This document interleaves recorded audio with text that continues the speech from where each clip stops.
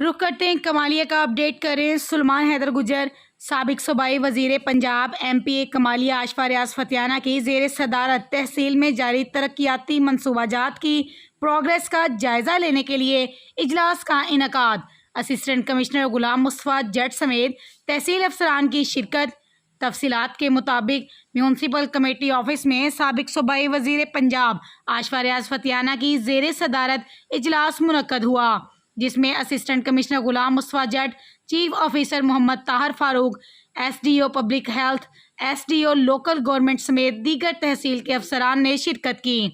سابق صوبائی وزیر پنجاب ایم پی اے کمالیہ آشفا ریاض فتیانہ نے شرکا اجلاس سے خطاب کرتے ہوئے کہا کہ اربن اور رورل ایریا